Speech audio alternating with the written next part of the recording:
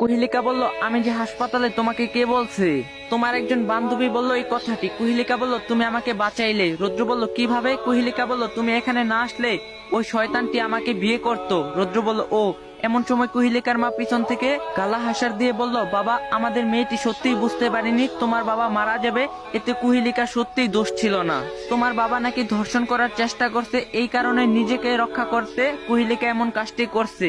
রুদ্র বলল, সমস্যা নেই আন্টি, ওইসব ভুলে গিয়েছি আমরা। ও আচ্ছা, কি করো তুমি বাবা? রুদ্র বলল, আন্টি, আমি আর কুহিলিকা একসঙ্গে পড়াশোনা করি, পড়াশোনার পাশাপাশি কিছু করো না?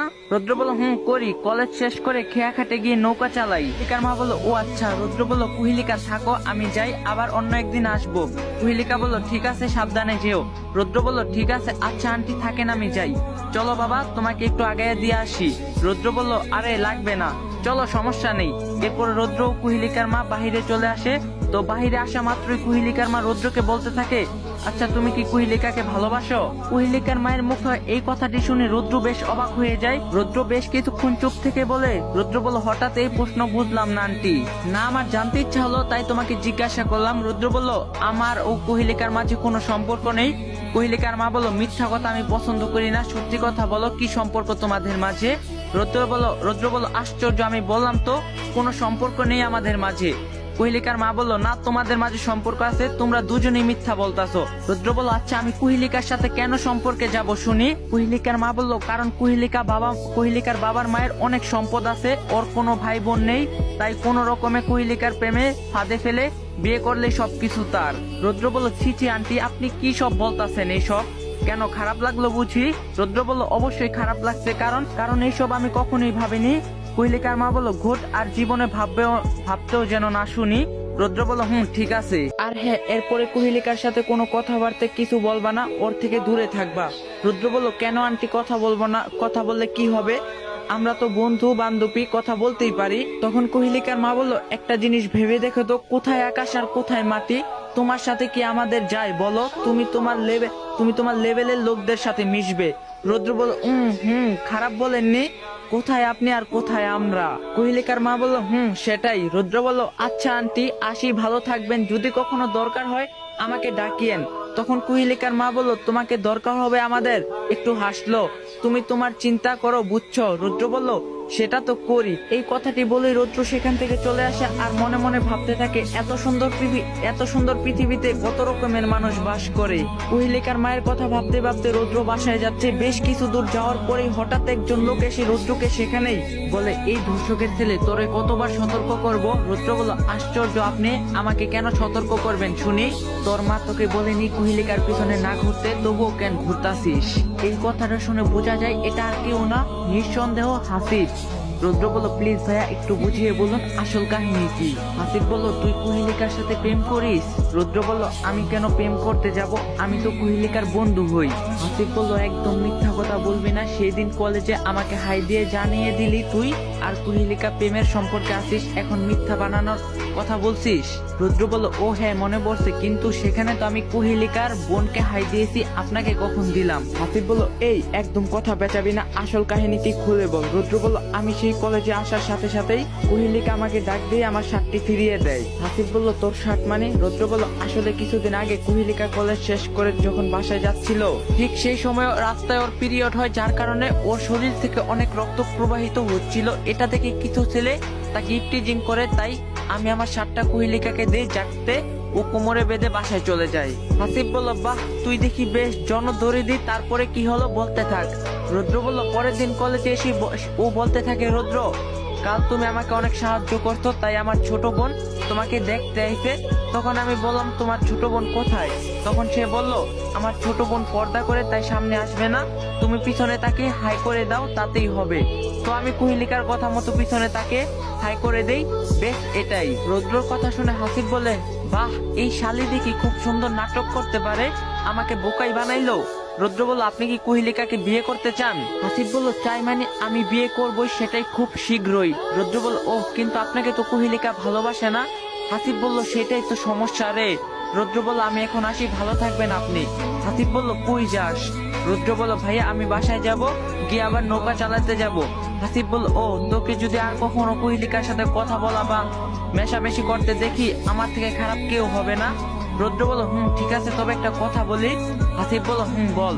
রুদ্র বলল, কুহিলিকার মা কিন্তু ভালো একজন মহিলা না, ওনার কথা আমি বুঝে ফেলছি, তাই আপনি যা করবেন সাবধানে করবেন। কথাটি শুনে হাসিব সহ তার দলবল একটু আশ্চর্য হয়ে যায়, কারণ হঠাৎ করে কুহিলিকার মাকে নিয়ে এমন মন্তব্য করার জন্য। হাসিব বলল, বাহ, তুই দেখি খুব সহজেই বুঝতে পেরেছিস।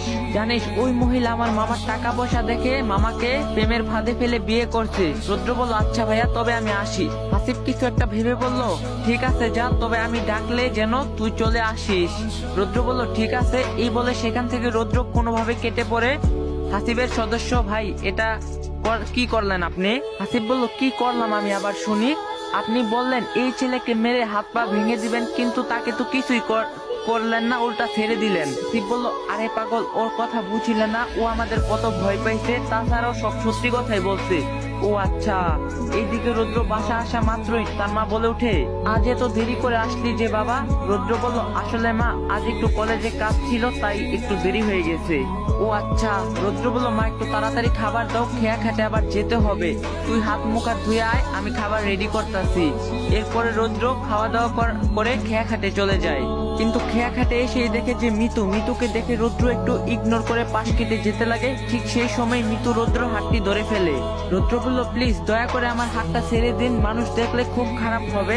মিতু বলল, ছাড়বো কিন্তু। রুদ্র বলল, কিন্তু আবার কি শুনি? মিতু বলল, তুমি যদি পুরো খেয়া খাটটা আমাকে নৌকা করে ঘুরে দেখাও তাহলে। রুদ্র বলল, শুনুন, আপনার জন্য কালকেই অনেক সমস্যা সৃষ্টি হয়েছিল। মিতু বলল, আর হবে না। রুদ্র বলল, আমি এখানে নৌকা চালিয়ে টাকা কামাই করতে এসেছি, কাউকে নৌকা করে ঘুরিয়াতে না। কথাটি শোনার সাথে সাথে মিতু, এই নাও, এখানে 1000 টাকা আছে, এখন আমাকে নিয়ে চলো।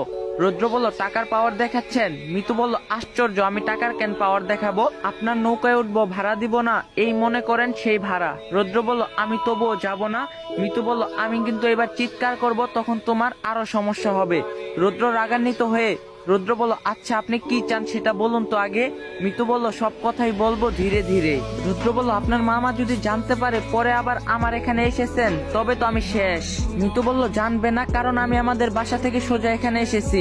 রুদ্র বলল, ভালো। মিতু বলল, এত কথা না বলে টাকাটি নিয়ে আমাকে এই ঘাটটা ঘুরে দেখান। রুদ্র বলল, আমি যাত্রীদের কাছ থেকে আগে টাকা নেই না। মিতু বলল, তো চলেন এখন।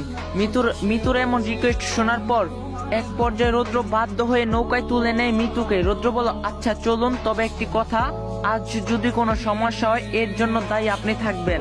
মিতু বলল, ঠিক আছে বাবা, আমি দায়ী হব, এখন তো চলো। এরপরে রুদ্র আপন মনে নৌকা বাইতে থাকে, আর মিতু সেটা উপভোগ করে। বেশ কিছুক্ষণ নিশ্চুপ থাকার পর মিতু বলল, আচ্ছা রুদ্র, তোমাকে একটি প্রশ্ন করি। রুদ্র বলল, করেন। মিতু বলল, আমাকে তোমার কেমন লাগে? রুদ্র বলল, কেমন আবার লাগবে, ভালোই লাগে আপনাকে, মাশাআল্লাহ দেখতে অনেক সুন্দর। মিতু বলল, তাই? রুদ্র বলল, তাই। মিতু আবার বলল, আচ্ছা রুদ্র, তুমি কি কাউকে পছন্দ করো বা ভালোবাসো? রুদ্র বলল, গরিবের আবার প্রেম ভালোবাসা হয় নাকি? মিতু বলল, কেন? রুদ্র বলল, গরিব মানুষকে সবাই ঘৃণা করে, শুধুমাত্র স্বার্থ হাসিলের জন্য ব্যবহার করে। মিতু বলল, সেটাই ঠিক, কিন্তু সবাই এক না। রুদ্র বলল, সেটাও কিন্তু ঠিক বলছেন। মিতু বলল, জানো, আমি একজন গরিব মানুষের প্রেমে পড়ছি। রুদ্র বলল, প্রেমে পড়ছেন, বিয়ে করুন তাকে। মিতু বলল, সে যদি না করে? তখন রুদ্র বলল, অবশ্যই করবে, শুধুমাত্র তাকে বুঝাতে হবে আপনার তাকে ভীষণ ভালোবাসেন। মিতু বলল, সত্যি? রুদ্র বলল, সত্যি। তখন মিতু বলল, আই লাভ ইউ রুদ্র। রুদ্র কথাটি শুনে বলল, হোয়াট, কি বলতাছেন এসব আপনি? মিতু বলল, সত্যি রুদ্র, আমি তোমাকে অনেক ভালোবাসি, কিন্তু এতদিন বলতে পারি নাই। রুদ্র বলল, আপনার কি মাথা ঠিক আছে নাকি সমস্যা আছে? মিতু বলল, আমি ঠিক আছি, বিশ্বাস করো, তোমাকে ভালোবাসি বলে হাজার বাধা ভেঙে তোমার কাছে এসেছি। রুদ্র বলল, এটা কখনই সম্ভব না। মিতু বলল, অবশ্যই সম্ভব। কেন সম্ভব না শুনি? রুদ্র বলল, এর অনেক কারণ আছে। কোথায় আকাশ আর কোথায় জমিন? তখন মিতু বলল, আমি সব ছেড়ে তোমার কাছে আসতে চাই, প্লিজ না করিও না। রুদ্র একটু হাসলো, আপনি আমার সাথে মজা নেন তাই না? মিতু বলল, মজা নিব কেন শুনি? রুদ্র বলল, শুনুন, একটা কথা বলি, এটা কখনই পসিবল না। আপনার মামা যদি জানতে পারে আপনি আমার সাথে প্রেম করেন, তাহলে এই পৃথিবীতে আমার আর থাকা হবে না। মিতু বলল, আমি সবকিছু দেখব। রুদ্র বলল, এটা মুখেই বলা যায়, কিন্তু? মিতু বলল, কোনো কিন্তু নেই, আমি তোমাকে বিয়ে করে তোমার সাথে ঘর বাঁধতে চাই। রুদ্র বলল, আপনি কি চুপ থাকবেন প্লিজ? মিতু বলল, না, তুমি বলো আমাকে অ্যাকসেপ্ট করবা কি না। রুদ্র বলল, সরি, আমি এইসব প্রেম করতে পারবো না, আমার অনেক স্বপ্ন আছে। মিতু বলল, আমি কিন্তু পানিতে ঝাঁপ দিব রুদ্র। রুদ্র বলল, সন্ধ্যা হয়ে এসেছে, এখন খেয়া খাটে ফিরে যাই নাকি? রুদ্র বলল, একদম আমার কথা এড়িয়ে যাবে না, বলবা কিন্তু। রুদ্র বলল, আপনি দয়া করে বুঝার চেষ্টা করুন, আপনি কেন বুঝতেছেন না আমি প্রেম ভালোবাসায় যাব না? মিতু বলল, গেলে সমস্যা কি? রুদ্র বলল, অনেক সমস্যা আছে। আপনি কি জানেন আমার বাবা একজন ধর্ষক? তখন মিতু বলল, তোমার বাবা যা মন চায় তাই হোক, সেটা আমার জানার ইচ্ছা নেই, তুমি তো ধর্ষক না। রুদ্র বলল, আপনার পরিবারের মানুষ যদি জানে আপনি একজন ধর্ষকের ছেলেকে ভালোবাসেন, তবে কি আপনার পরিবারের মানুষের মান সম্মান থাকবে? মিতু বলল, আশ্চর্য, এতে ওদের মান সম্মান যাবে কেন শুনি? রুদ্র বলল, এই চুপ হয়ে থাকো, আমার মাথা ব্যথা করতেছে। মিতু বলল, আচ্ছা আমি মাথা টিপে দেই তোমার। রুদ্র বলল, দরকার নেই। মিতু বলল, তুমি আমার ভালোবাসা গ্রহণ করবা নাকি করবা না সেটা আগে বলো। রুদ্র বলল, কতবার বললাম আমি এসব প্রেম প্রীতি করতে চাই না, নিজেকে জড়াতেও চাই না। মিতু বলল, আমি কি সত্যি ঝাঁপ দিব পানিতে? রুদ্র বলল, আপনি কেন বুঝতেছেন না? আপনাকে আমার ভালো লাগে না, আপনার সাথে আমি সম্পর্কে যাব না। মিতু বলল, কি আমাকে ভালো লাগে না? রুদ্র বলল, ভালো লাগে না। মিতু বলল, জানো আমার জন্য কত ছেলে পাগল, আমি তাদের কোনো পাত্তাই দেই না। রুদ্র বলল, ভালো। মিতু বলল, আর একবার বলো তুমি আমাকে ভালোবাসা দিবা কি দিবা না? রুদ্র বলল, আমি ভালোবাসা দিব না ও দিব না। রুদ্রর কথাটি শেষ হতে না হতেই মিতু পানিতে ঝাঁপ দিয়ে দেয়, আর এটা দেখে সাথে সাথে রুদ্র ঝাঁপিয়ে পড়ে মিতুকে বাঁচানোর জন্য বেশ কিছুক্ষণ চেষ্টা করে মিতুকে নৌকায় উঠায়, কিন্তু মিতু সাঁতার কাটতে না পারায় অনেকগুলো পানি খেয়ে ফেলে, যার কারণে জ্ঞান হারিয়ে ফেলে সেই দিনের মতো। রুদ্র তখন মিতুর পেটে অনেক চাপ প্রয়োগ করে যাতে পানিগুলো বের হয়ে আসে এবং জ্ঞান ফিরে আসে, কিন্তু যখনই পদক্ষেপটি কাজে লাগে না তখনই রুদ্র মিতুর মুখের সঙ্গে মুখ লাগিয়ে নিঃশ্বাস দিতে চেষ্টা করে যাতে জ্ঞান ফিরে। রুদ্র যখনই মিতুর মুখের সঙ্গে মুখ লাগিয়ে নিঃশ্বাস দিতে যাবে, ঠিক সেই মুহূর্তেই কয়েকটি নৌকা সেখানে চলে আসে, যেটা রুদ্র বুঝতে পারেনি মিতুকে নিয়ে চিন্তা করার কারণে। এই তুই আমার ভাগ্নিকে ধর্ষণ করার চেষ্টা করতেছিস? কথাটি শুনে রুদ্র চমকে ওঠে। রুদ্র ভয় পেয়ে বলে, না, আমি ধর্ষণ করার চেষ্টা করতেছি না, ও পানিতে ঝাঁপ দিয়েছিল, তখন কিছু পানি খেয়ে ফেলে। রাকিবুল খান বলে, কিন্তু তুই ওর পেটে চাপ না দিয়ে মুখে সঙ্গে মুখ লাগাচ্ছিস কেন, আর ওর বুকের ওড়না কই? রুদ্র বলল, হয়তোবা পানিতে পড়ে তলে গিয়েছে। রাকিবুল খান বলল, এইসব বানানো কথা, ওরে বেঁধে গ্যারামি নিয়ে চল, আজকে একটা শাস্তি দিতেই হবে ওকে।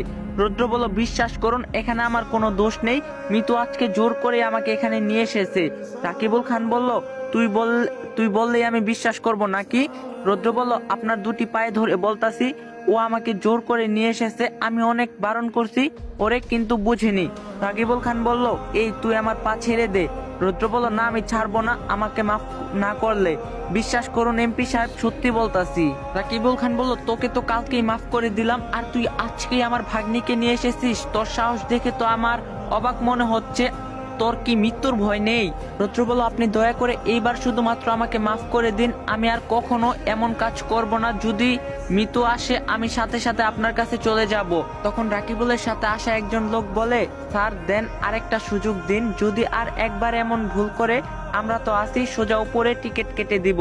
রুদ্র বলল, হ্যাঁ স্যার, আর একটিবার মাফ করে দিন আমায়। রাকিবুল খান বলল, ঠিক আছে, এত করে যখন বলতাছিস তোকে মাফ করে দিলাম, এর পরবর্তীকালে যদি এমন দেখি মাফ চাওয়ার সুযোগ পাবি না তুই, এখন পা ছেড়ে দে আমার। রুদ্র বলল, সত্যি মাফ করে দিয়েছেন তো? রাকিবুল খান বলল, মাফ করে দিয়েছি। এতই যখন ভয় পাস তবে এমন কাজ করিস কেন? রুদ্র বলল, আর হবে না আমার এমন ভুল, কথা দিলাম।